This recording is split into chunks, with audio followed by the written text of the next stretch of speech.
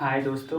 तो दोस्तों हम जेई एडवांस के प्रीवियस ईयर क्वेश्चन कर रहे हैं। लिमिट को हमने निपट लिया है, बहुत सारे क्वेश्चन कर लिए हैं, 15 के समथिंग। तो दोस्तों हर chapter wise previous year question solve कर लीजिए। जेई एडवांस का पेपर जो है वो 17 मई को है, तो चलो देख लेते हैं। ठीक है, आज इंडेफिनिट इंटीग्रेशन की बारी। दोस्तों वैसे तो ये इंडेफिनिट इंटीग्रेशन में से बहुत कम सवाल आते हैं। लास्ट 5 ईयर में कुछ आया ही नहीं है, एक आध सवाल आता है इसमें से। लेकिन ये वेरी इंपॉर्टेंट है क्योंकि इस पे जो है वो बहुत सारे चैप्टर डिपेंड हैं। कौन कौन से चैप्टर डिपेंड हैं? डेफिनिट इंटीग्रेशन डिपेंडेंट है, आपका एरिया अंडर कर्व जो है डिपेंडेंट है, आपका डिफरेंशियल इक्वेशन डिपेंडेंट है।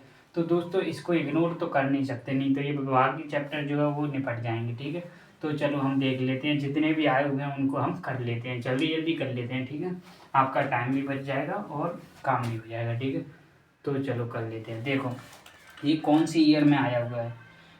देखो हम 2005 से लेकर के 2025 तक जितने भी आए हुए हैं वो सारे करने वाले हैं। ठीक है, तो 2007 का देखिए। ठीक है, चाहे वो कठिन हो या इजी हो दोस्तों, सारे ही हम करने वाले हैं। ठीक है, एडवांस का सवाल है। ठीक है, तो ये बोल रहा है let F x is equal to दे रखा है, let F x is equal to दे रखा है X divided by 1 plus X की पावर एन, उसकी power 1/n for all N greater than equal to 2 and G X बराबर दे रखा है, G X is equal to दे रखा है F of so on so F X N times है ये। ठीक है, एन टाइम्स। ठीक है, और आपसे क्या पूछा है? ये पूछा है, देखो एक्स की power n-2 g of x d x.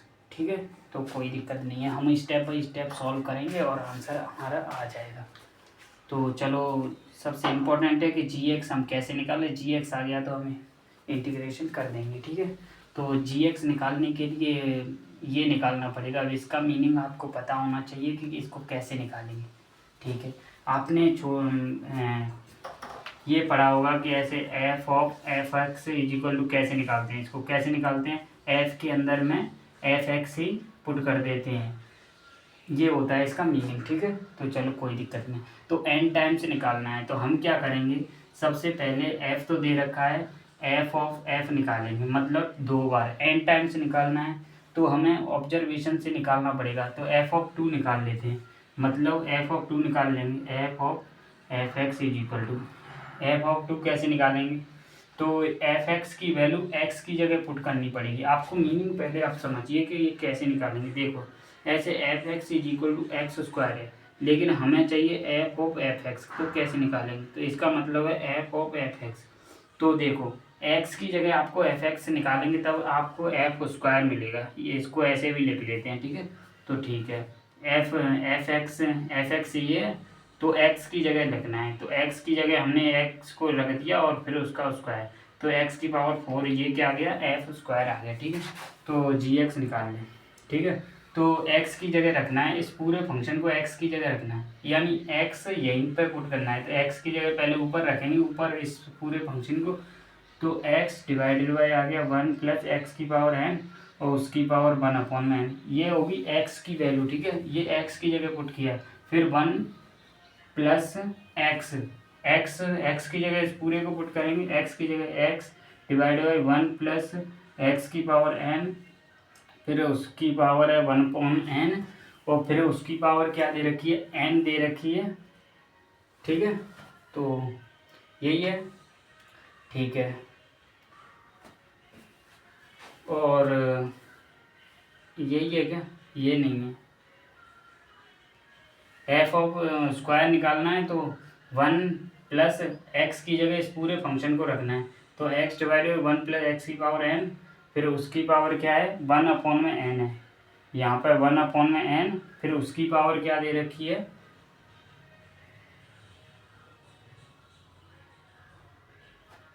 1/n, फिर उसकी पावर है आपके पास n दे रखी है उसकी पावर, और फिर उसको पूरे की पावर कितनी है?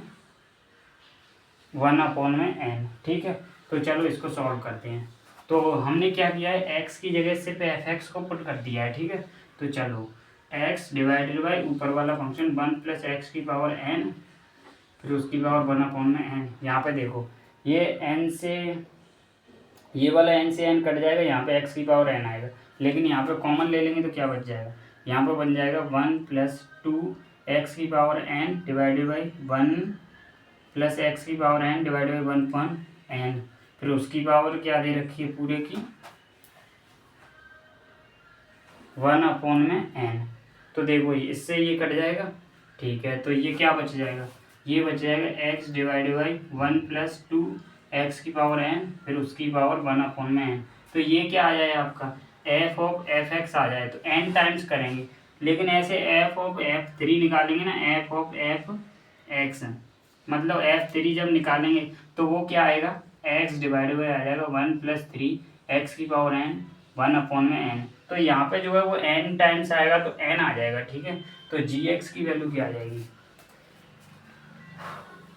देखो ये n टाइम्स करेंगे आप ऐसे ही निकालेंगे तो क्या आएगा, देखो जी एक्स की वैल्यू आ जाएगी आपके पास, जी एक्स इज इक्वल टू आ जाएगा x divided by 1+n x की पावर n फिर उसकी पावर 1/n, ठीक है। अब इसके जगह पुट कर देंगे और हमारा आंसर आ जाएगा, ठीक है।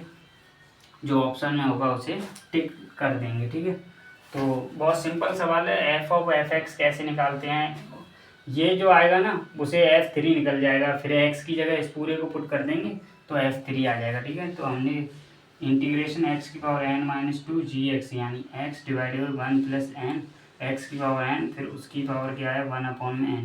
तो यहाँ से इसकी 1 पावर है तो यहाँ पर क्या आ जाएगा x की पावर n-1 और डिवाइडेड बाई 1+n एक्स की पावर n 1/n।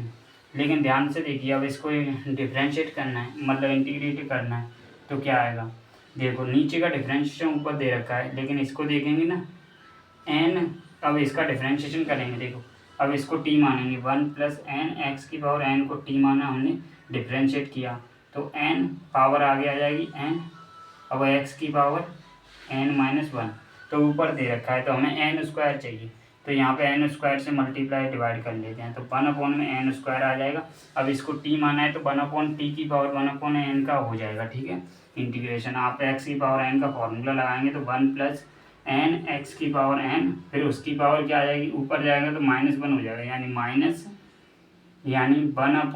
में से -1 घट जाएगा और इस कोफिशिएंट से डिवाइड भी करना होता है तो क्या आ जाएगा 1/n-1।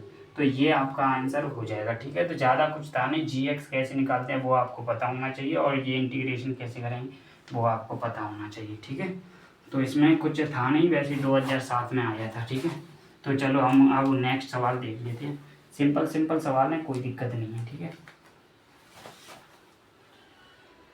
अब देखो नया कौन सा आया है, 2008 का है, ठीक है, 2008 का या 9 का है। क्या दे रखा है, आई इज इक्वल टू दे रखा है आपको इंटीग्रेशन, ये वाला सवाल बहुत ही इंपॉर्टेंट है, ए की पावर 4x ए की पावर 2x + 1 dx, ठीक है। और जे इज इक्वल टू के दे रखा है ए की पावर -x ए की पावर -4x + ए की पावर -2x + 1 dx। और आपसे क्या पूछा है, j - i की वैल्यू बता दीजिए, इसको इंटीग्रेट करिए, इसको इंटीग्रेट करिए, उनका डिफरेंस बता दीजिए। तो इसमें कुछ है नहीं, ठीक है।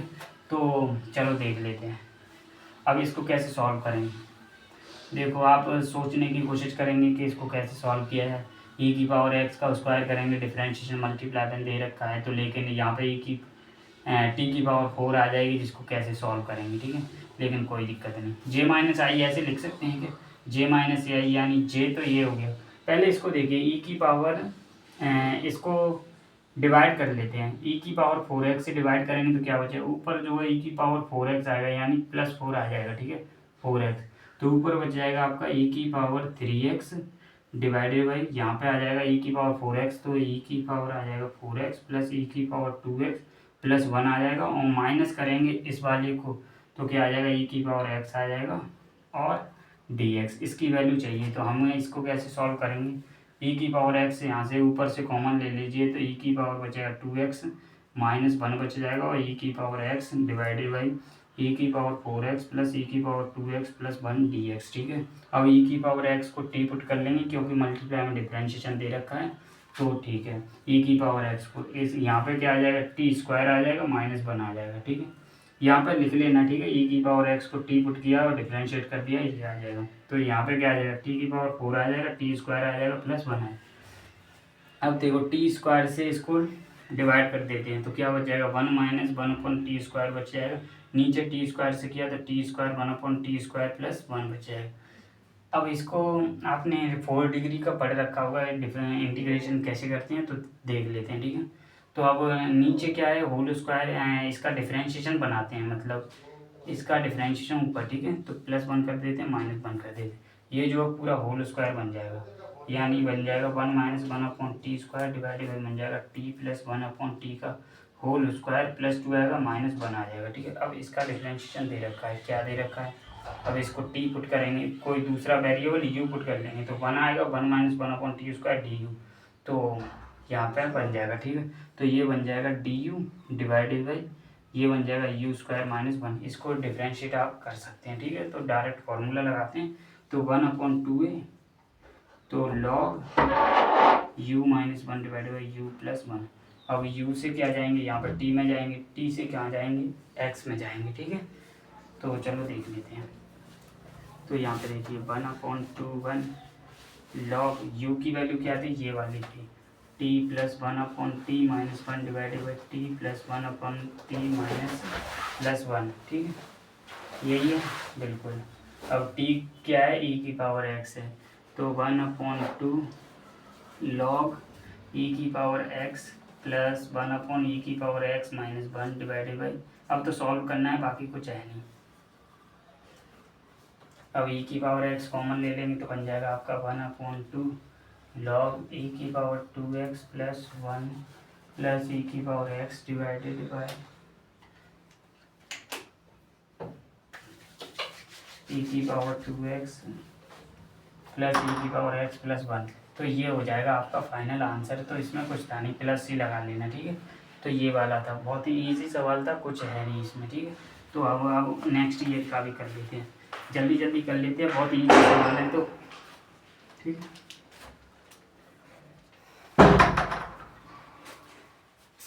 अब देखिए कौन सी ईयर में आया हुआ है। वैसे तो ऐसे लगता है इंडेफिनिट के सवाल बहुत कम आते हैं, लेकिन जितने भी आए हैं उनको हम कर लेते हैं, ठीक है।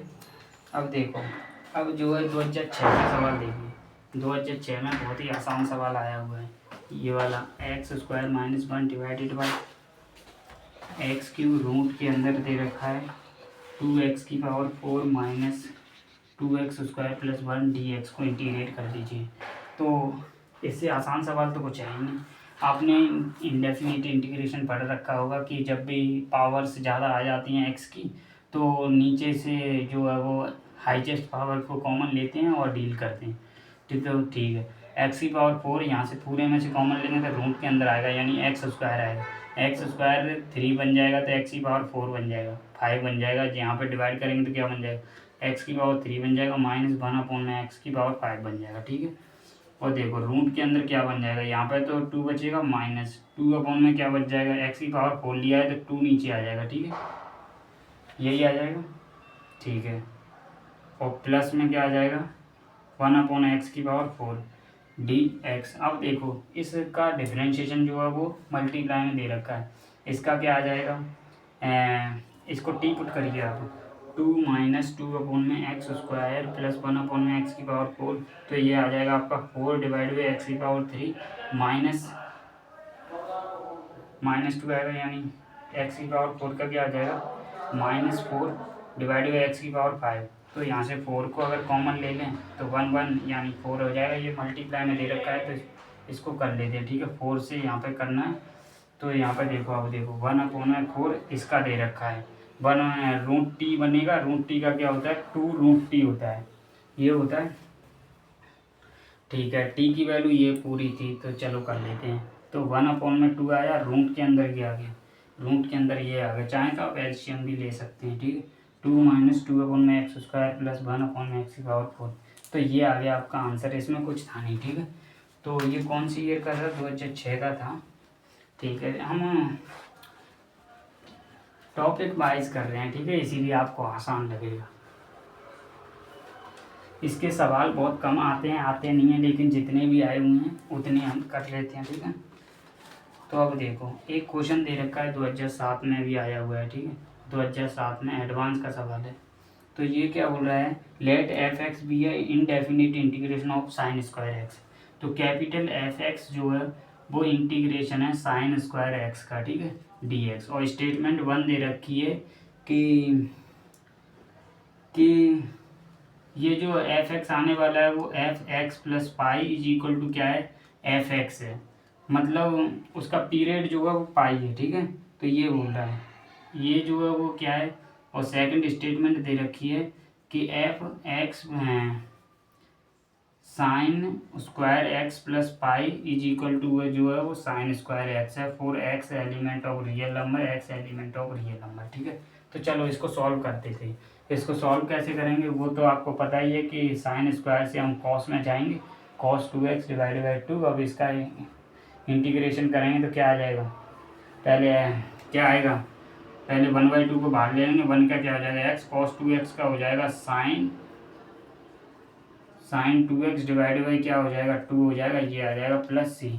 तो आप देखेंगे दोस्तों तो ये जो है वो इसके बराबर है क्या, एफ एक्स की value f x plus y के बराबर है क्या फॉर एवरी एलिमेंट एक्स के रियल नंबर के लिए, तो वो बराबर तो नहीं है कि एफ स्टेटमेंट जो है वो क्या हो जाएगी, फॉल्स हो जाएगी। पूरे के लिए तो बराबर नहीं है, यहाँ पे पाई प्लस एक्स रखेंगे, यहाँ पे पाई प्लस एक्स फिर भी चल जाएगा, चलेगा या नहीं पता नहीं, लेकिन इक्वल तो नहीं है क्योंकि पाई यहाँ पे ऐड हो जाएगा, लेकिन यहाँ पे एक्स है तो बराबर तो नहीं। लेकिन ये वाली स्टेटमेंट जो है वो ट्रू हो जाएगी, ये वाली स्टेटमेंट जो है वो ट्रू हो जाएगी। क्यों, क्योंकि देखो यहाँ साइन स्क्वायर का पीरियड क्या है, पाई है।